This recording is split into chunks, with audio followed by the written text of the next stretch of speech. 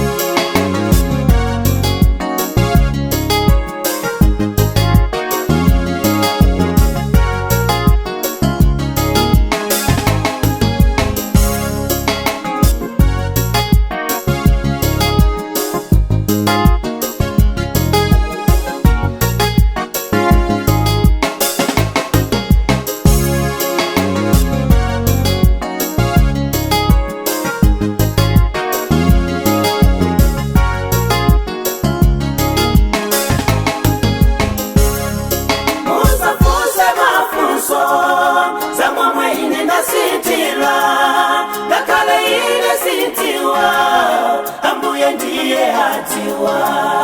ndikungona zekuteka ndi moyo wanga zilipo